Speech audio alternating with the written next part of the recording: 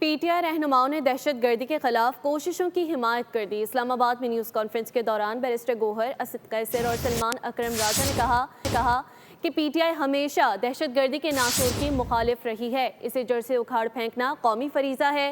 سلمان اکرم راجہ نے کہا کہ معصوم لوگوں کی شہادت کسی صورت قبول نہیں۔ اسد قیصر نے زور دیا کہ گزشتہ آپریشنز کے آئی ڈی پیز کی آباد کاری بھی ضروری ہے۔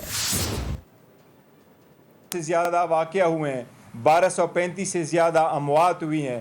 ہم سمجھتے ہیں جہاں کوئی بھی نشانہ بنے یہ پاکستان نشانہ بنتا ہے اور ہم سب کی مذمت کرتے ہیں کہ حکومت نے ہمیشہ سے صف اول میں کھڑے ہو کے دہشت گردی کے خلاف جنگ لڑی ہے اور نشانہ بنے ہیں۔ ہم پیغام لے کر آئے ہیں یکجہتی کا، ہم پیغام لے کر آئے ہیں پالیسی کے تسلسل کا، ہم پیغام لے کر آئے ہیں کہ ہم خیبر پختونخوا اور پاکستان کی عوام کے ساتھ کھڑے ہیں، ان کی زندگیاں ہمیں عزیز ہیں، ہم دہشت گردی کے خلاف کھڑے ہیں۔ ہم سمجھتے ہیں کہ پاکستان ہماری پہچان ہے، پاکستان ہماری جان ہے، ہم پاکستان کو مضبوط پاکستان دیکھنا چاہتے ہیں۔ سبسکرائب کریں اور بیل دبائیں تاکہ کوئی خبر رہ نہ جائے۔